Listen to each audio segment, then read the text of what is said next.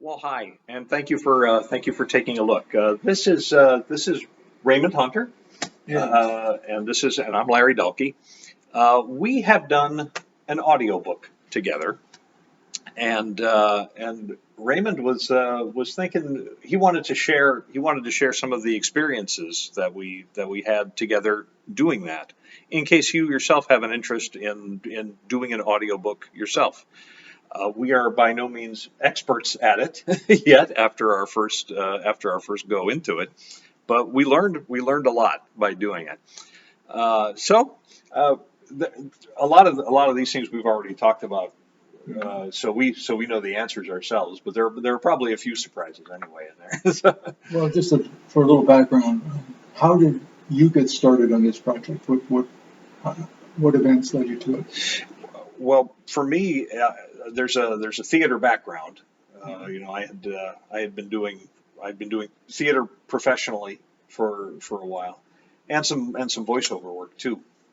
And I So love theater. that's right. That's how we met, Right. actually. And this is right. We are right now in September of 2021. This is October of 2019. That's the first time we met, right? Mhm. And I was doing Was that Dracula? I can't recall the play. I don't know either. I think that might have been it. I But just recall I was really impressed by your performance and I just chatted with you at the break and came up that I had written a book and you were interested in doing an audiobook and so we said we'd give it a whirl. yeah, yeah, and that's something I always had a bit of curiosity in, but didn't even quite know how to jump in. And you had given it some thought already. I mean, you had some. Did you have the equipment already by then? Not really. I had a microphone, but it was kind of primitive. I had to get a better one. And the thought was just that when you're looking at Amazon, people are selling books. They often sell audiobooks in paper and um, electronic forms. And the more forms, the better. And so it'd be good to get an audiobook out there. But audiobooks are very expensive to produce. To have it produced professionally costs thousands. And then you don't know what you're doing, so you get in and take a professional. So when you were willing to take a whirl at it, we both sat down and had coffee at Starbucks. I remember we understood that there was a possibility of not making any profit, Right. just the experience of doing profit. And you were willing to do it on that basis, and I was willing to do it. So we did it. Yeah. It was going to be a learning kind of a learning curve for both of us. Right. And the learning was jarring, really, because we knew nothing. We had to get our information from the internet, so we went to the internet and read articles. And, they were scary. They were scary talking about ACX and ACX standards. What was your view of that? That that part of it was so foreign to me when I first got it. ACX is part of Audible, which is all part of Amazon, and it's kind of a meeting place for authors and narrators. Quality control. Yeah, yes, exactly. So it's kind of a possibility for them to work together and do it do it outside of like a you know, professional publishing house. And we picked, what was the name of the software editing? Oh, I know I had started with, Paper. oh, right, right. I had started with Audacity, Right. which is free, but with free kind of comes, it's sort of to get what you pay for. That's a Audacity is a destructive editing program, they call it. So if you edit something, that is gone. But Reaper is the one that you introduced me to, and it's a little more. It's got a lot more features to it, and it costs a little something. I mean, That's it wasn't. less than $100. Yeah, and and it's not a subscription or anything. It's once you buy it, it's yours, and they're updating it. They're updating it consistently. If you make an edit in Reaper, it's still there. You can still draw it out. So it's a non-destructive editor, as they call it. And what would you say was the most difficult part of the project?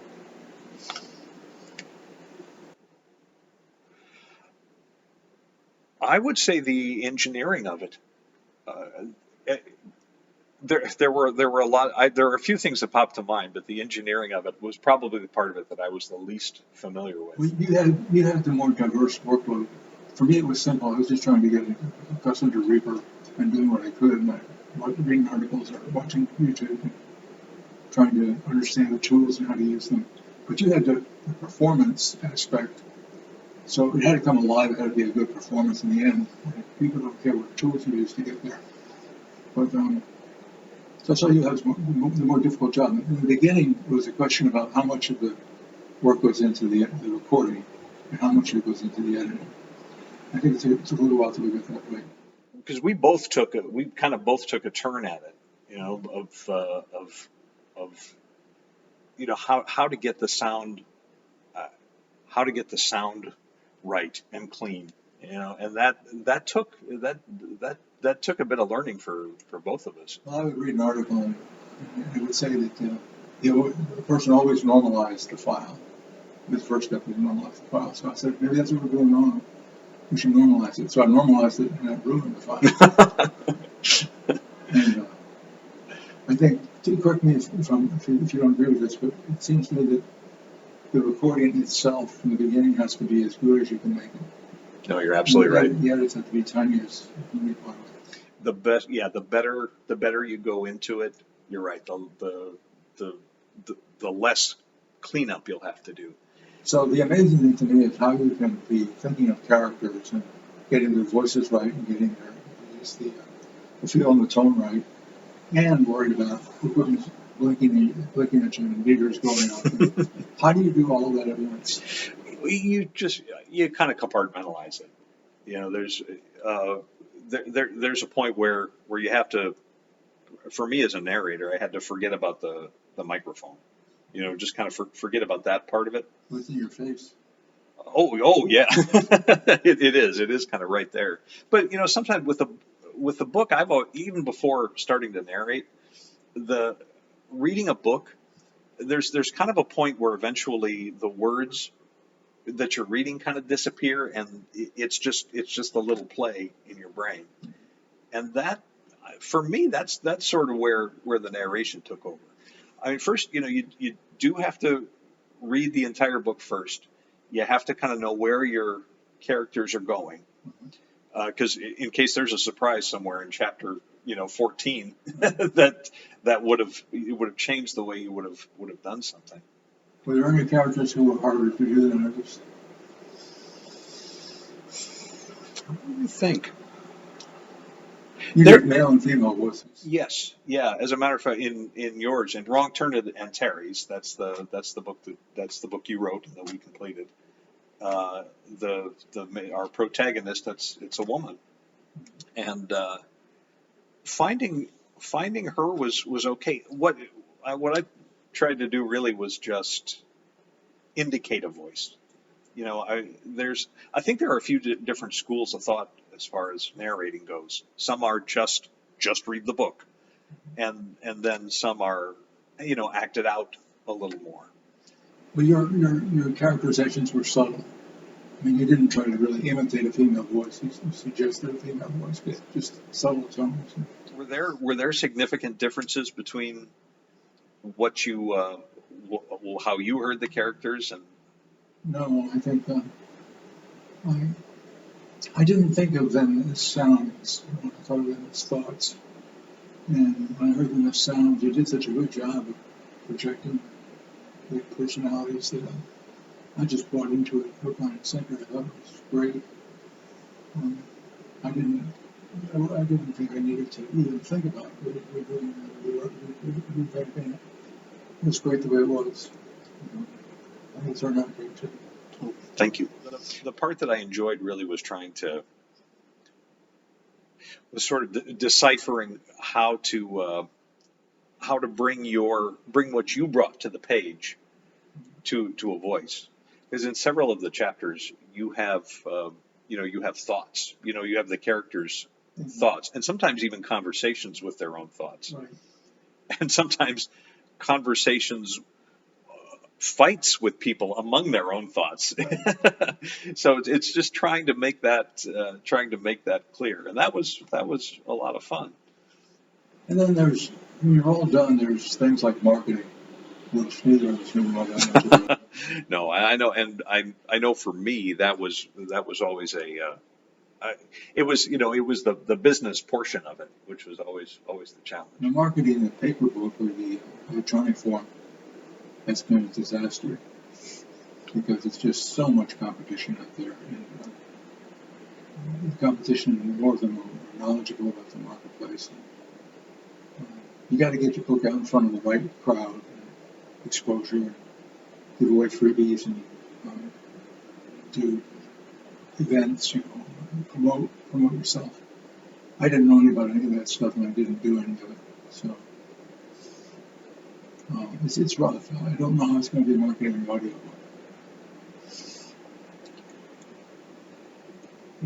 We're going to learn. We are going to learn. Yeah.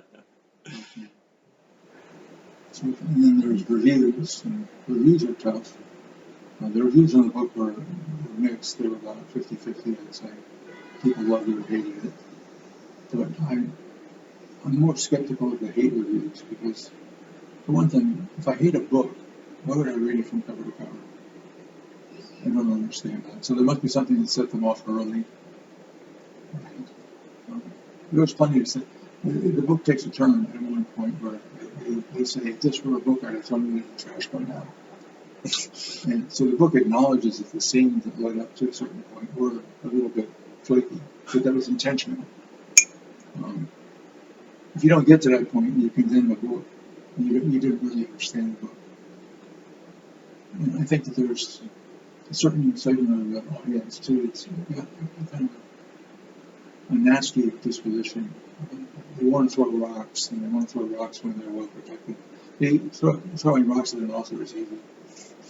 You just make a snide comment and run away. And you don't have to answer for you don't have to prove you read the book. You don't have to prove you understood it. Just to prove that you can be snide. And that's just kind of the ugly side of the business. So I imagine we'll be able to get some of that too.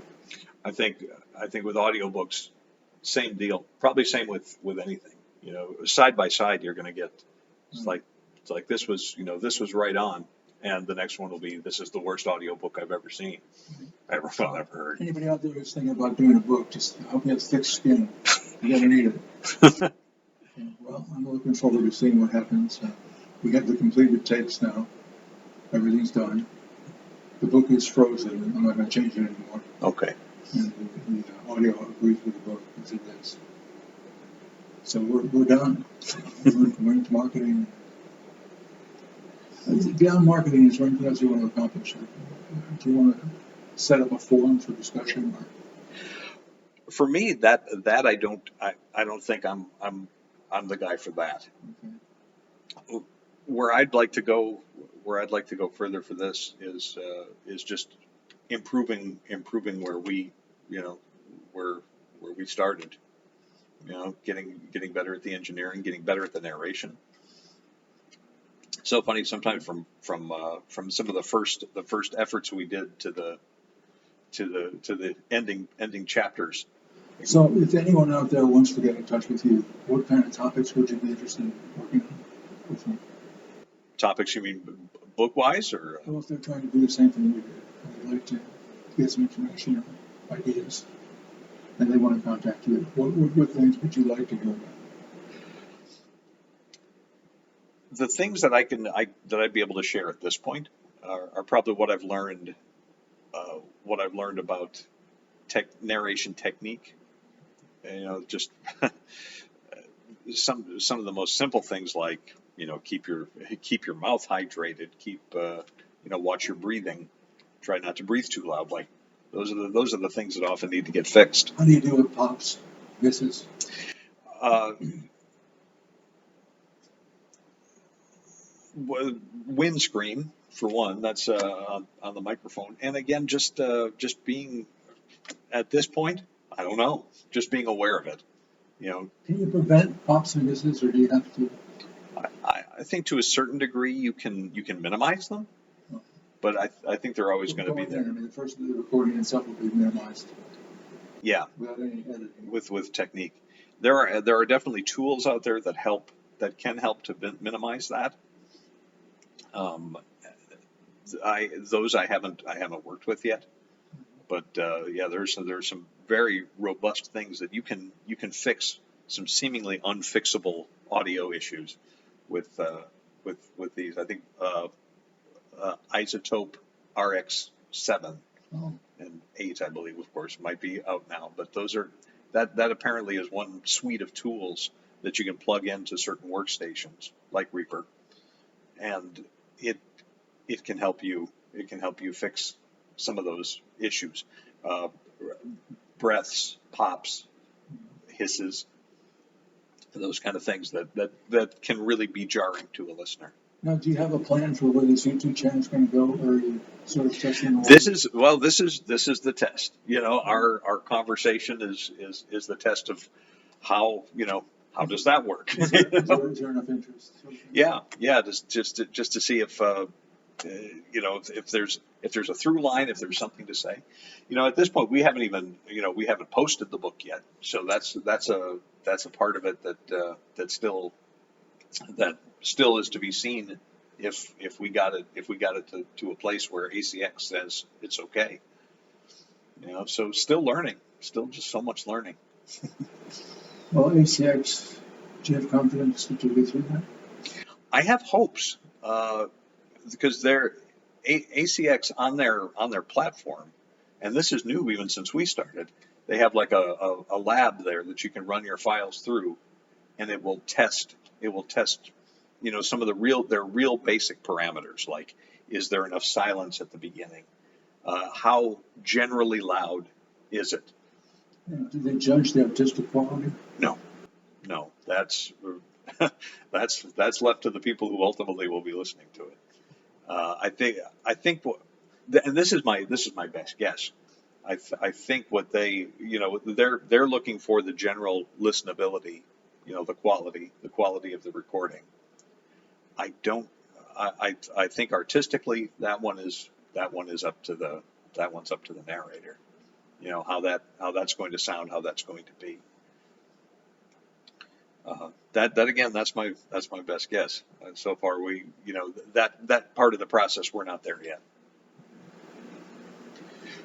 Well, I'm looking forward to wherever this goes. All right. Well, and thanks for this. Thanks for driving all of this along. This was a curiosity of mine, and to have the material, and to have such interesting material to chew on, and again, your drive to get things done. We were just talking about this before we started the tape. Has always impressed me, and it sort of moved me along. I mean, that's how your book got finished. I mean, you had started it. You had started it in the 80s. Yeah. We had an Apple II Plus computer, and I thought that the editing capabilities were so cool that I was reading, I think it was Goethe's Faust, and this story idea occurred to me, so I said, well, why not go to the computer and put it on the Apple? And so I did. I put in a skeletal sketch. And then over the years, it somehow came up, and then when I had time and I was bored, and I did some more on it. I showed it to an agent once, and he said it was garbage. I didn't think it was garbage, so I kept looking on it. Oh, see. Yeah. Finally see. All right. But I don't regret a word. Any of that time I spent on it was all fun. The audiobook was all fun. I would do it again in a heartbeat. It was great. It was. All right. Well, thank you again. Thanks for watching. If you're interested in doing audiobooks, we give you our wholehearted good luck. Go out there and do it. Feel free to. We'll answer any mail. Yeah, absolutely. And I'll put contact information in the little description down there. All right. Thank you.